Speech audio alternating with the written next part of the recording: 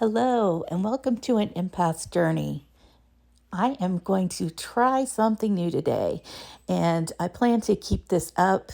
It's going to be a once a zodiac sign, zodiac sign and symbol, and I plan to do it hopefully by the first date of the new season of the next symbol. And so, what I'm going to do is read off some information about Virgos. And just in case somebody doesn't know that, and maybe they'll find something interesting in it. It's not going to be very long.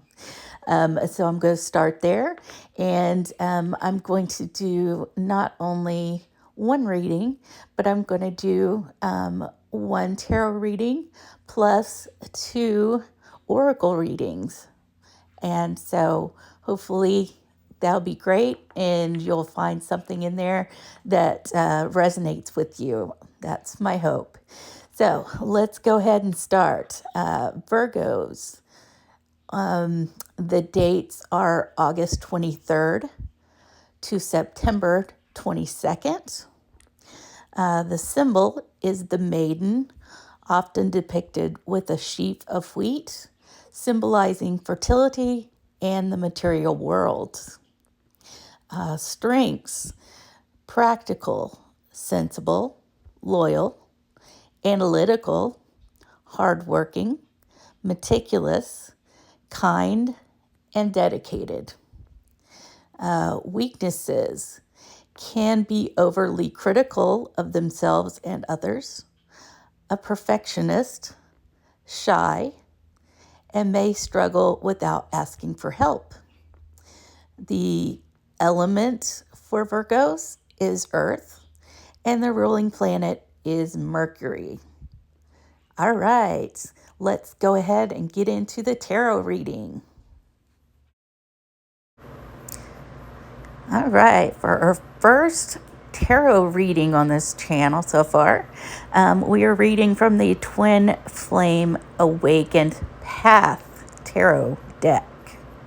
As always, you can find that below on Amazon with the link. And yes, I will get a very small commission if you click on it and purchase. It does not affect your price. And while I'm shuffling on this first deck that I'm using today, I just want to note that yes, my hands shake as I'm doing things like this, like shuffling and things that I do with my hands, basically, because let's see, when was it? I guess about 2 years ago now, I had a surgery on both hands, carpal tunnel, and so it's because I had severe carpal tunnel. It did amazingly improve my hands, but the surgeon had already told me that it would never be at 100% because they were so bad to start with. Okay, anyway, I do pick up the cards in a minute and show each one by one. We're going to do a collective reading instead of one little card at a time.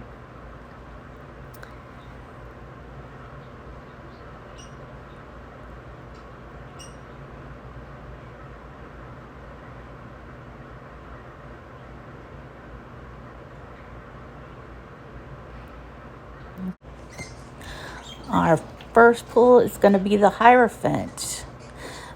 Tradition, higher learning, beliefs. Definitely fits in with your sign. The Three of Swords, heartbreak and pain, separation and grief, sorrow and trauma. The Eight of Cups, walking away, letting go, leaving behind. The Knight of Pentacles, practical and reliable, slow and steady, committed and patient, conservative. The Ten of Swords, defeat and failure, bitterness and betrayal, exhaustion, collapse and giving up. And the Knight of Swords is assertive and impatient, direct and daring, ambitious, motivated. All right. Basically, all of this to say is you are in transition. You are in a stage in your life where you choose one path or the other, and it's going to make quite a difference in which way you choose. I'm going to caution you to actually write down, go with the old pros and cons list. Write down whatever it is that you're going through, what it will be if you stay in it. What's the pros? What are the pros? Well, pros and cons of staying.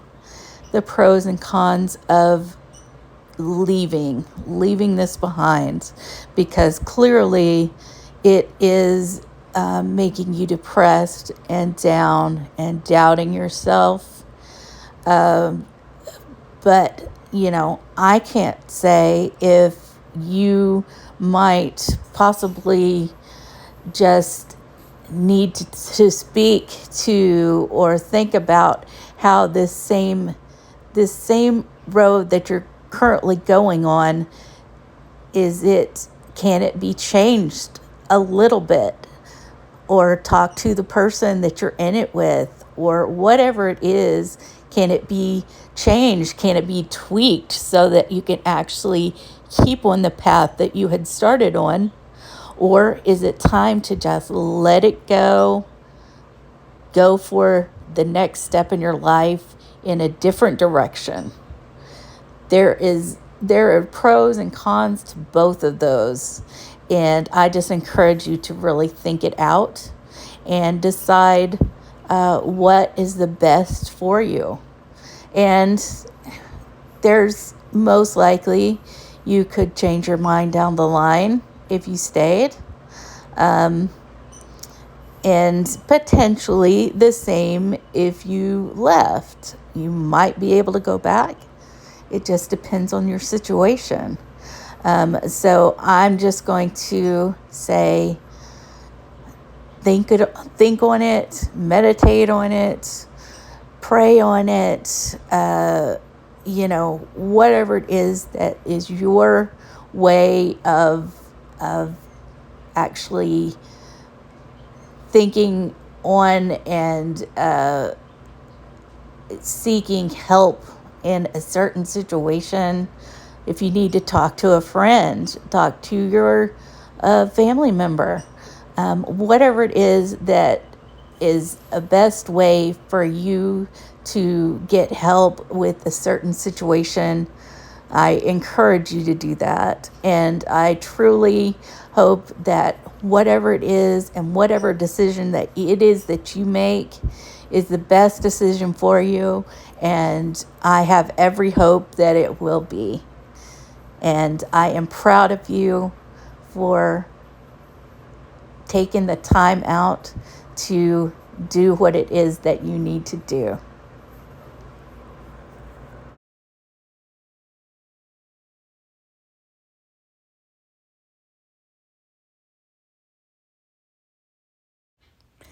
All right, our first oracle deck is going to be from the Witches of Legend, an oracle deck.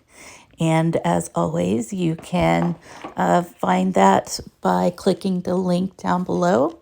It will go to Amazon. And if you do click and purchase, I might get a small, very tiny commission, but it does not affect your price. I try to always say that.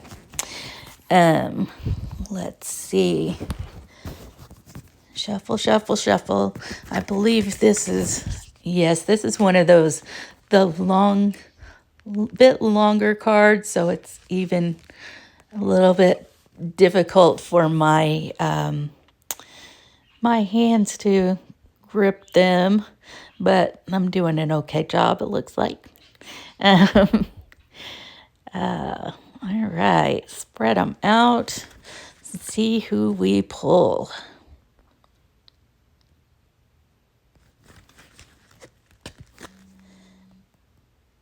The Virgos are getting Morgan Le Fay. All right, that's a good one. As always with this deck, I'm going to go ahead and read out the meaning, and then I'm going to read out the myth behind this person. All right, so we've got Morgan Le Fay is a complex character. She brings both an inspiring message of persistence, resilience, and strength despite traumatic events, and a warning against the pitfalls of following ambition at any cost. And the story about her myth is Morgan Le Fay is a fictional witch from the tales of King Arthur. The portrayals of her vary widely, but in most, she has a pretty sad upbringing. According to the Vulgate Cycle, written in the 13th century and translated from Old French, Morgan's father is killed by Uther Pendragon, who then forces her mother, Igraine, to marry him. Igraine and Uther later bear the famous King Arthur, making Arthur and Morgan half-siblings. Worried that she might rebel against him, Uther sends Morgan off to a nunnery where she apparently learns necromancy. I don't think that was typically part of the core nunnery curriculum, but I'm happy to be wrong. After Arthur becomes king, Morgan is married off. She hates her husband and runs away to become Merlin's apprentice and to learn the magic with which she can become powerful and gain control over her life and those of others. Unfortunately, in this version, Merlin turns out to be a pretty creepy old dude. He seems to take her on as a pupil solely to make passes at her, but she puts up with it for a time. Finally, she decides she's strong enough to rival her master and gives him a piece of her mind. At this point, she starts to become an evil sorceress in many tales. She feels her strength entitles her to the throne of Camelot and begins a lifelong feud with her half-brother, King Arthur, over who should reign. As a sorceress, she's often attributed to having healing powers and clairvoyance. In one story, she's able to turn herself and all her people to stone and then back to life. In some tale variants, she also has many lovers, including most of the knights of the Round Table. As one might expect from a tale originating in the Dark Ages, there is a misogynistic undertone in the telling of her story. In one version, as soon as she becomes educated at the nunnery, she goes from being the most beautiful woman in the world to the ugliest. No correlation there. I view her as a pretty nuanced character, confident, ambitious, wounded, beautiful, and powerful. Well, I think in pretty much all of her versions, it seems as though she does come from that line of thinking where she is, where she and all women are basically thought as you're either beautiful or you're ugly, and you've got nothing going on in the brain, except for you need to cook and clean and take care of and pop out 9 kids and take care of everything that is in the house and your wifely duties. And that's my opinion anyway. But Morgan Le Fay has clearly basically she's done with the marriage thing. That's not gonna go. That's not gonna fly. And so they send her to the nunnery, and she, I guess, goes through that actual nun training. And I never was Catholic, so I don't know what's involved in that. If you were, I'm sure you definitely know better than I would. But she somehow comes out. This is kind of funny to me, learning necromancy. It's just a weird combination. But anyway, she comes out powerful. And because she's learned, because she has an education, now she's ugly. It's like neither one, if she goes left, if she goes right, one or other of them, she's, beautiful and brain dead, or she's ugly and knows all sorts of things that they don't think that she should know.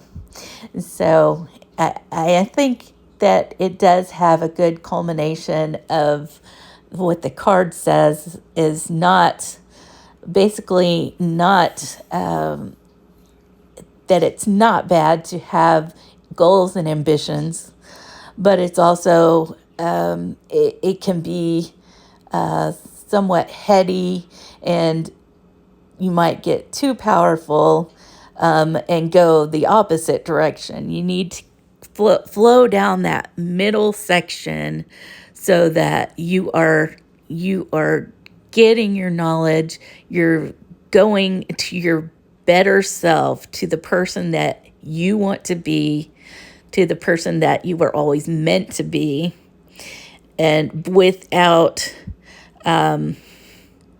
getting too big for your britches, okay? And you just need to stay on your path. Don't vary too much from it in either direction, and you're going to find you're living your best life. And I wish you all the luck and power and knowledge that you can get.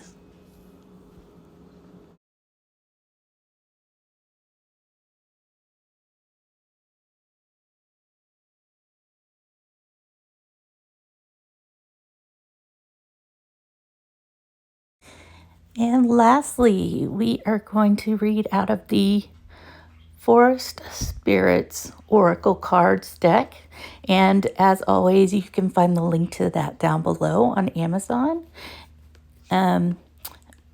Okay, let me go ahead and shuffle, shuffle, shuffle. If you've already had your birthday, happy late birthday. My apologies. And if your birthday's upcoming, happy birthday early.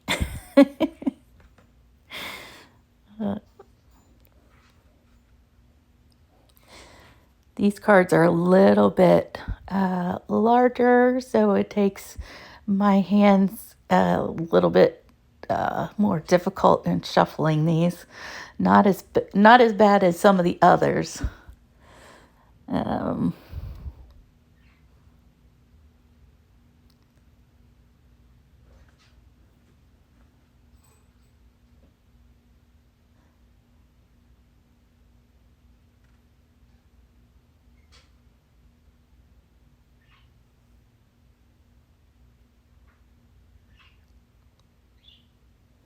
All right, we have pulled the Peacock Spirit. Beautiful, elegant, to shape one's unique spiritual outlook and showcase a colorful future. to me, this is one of the best cards, especially to get for your individual sign, because it's just talking about what your actual journey is into the future, and that you that everything is all in according to your outlook on on the future, on certain things. If we can all just are one of our main things to think about. It really is all in how you look at things, in my opinion. You can go, glass empty, or no, that's not the saying. The saying is you could have your glass half empty or you have your glass half full. It's all in your perspective. And this is something that I think probably all of us struggle with, maybe even on a daily basis, especially when you get down, you're you're down, you're depressed, you're thinking, oh, that glass is half empty, I'm gonna have to get up and fill it again, blah blah blah. Or you can say, that's half full, and I've still got plenty to drink. We'll have to worry about this for a while. And it's one of those things, and especially because as you're looking toward the future, you want to see it as half full. You want to have that drive and that ambition to continue to go forward, to know that your life is what you make it. And it's all out there in the future for you. It doesn't matter if you're 8 years old or 80 years old or 108 years old. I mean, you just make it as long as you can. Go with that drive, go with that future, and you'll find that really, in reality, being happy, having the positive outlook instead of the negative outlook is the whole the whole point in life, and things that you will take a chance on, things that you never would have probably thought of before. If someone mentions it, you're like, you know what, I could probably do that, and let's try. Whereas your pessimistic side could go, oh, I've never thought about doing that, and why bother to try? I'm not going to like it. I'm going to fail at it. So, what I'm going to say is, Virgos, please, well, Virgos and everybody, actually, I mean, hello, but Virgos, please go and take this opportunity around your birthday and go think about what you're going to do in this next year, the next 5, the next 10, the next 100. Hopefully, we all make it, for a long time. The way science is going, we just might. But just think about your next steps and what you can do to actually get through, get that drive, and how to make it work. And I wish you all the absolute luck and positive vibes and prayers and everything that you get and accomplish exactly what you want in life.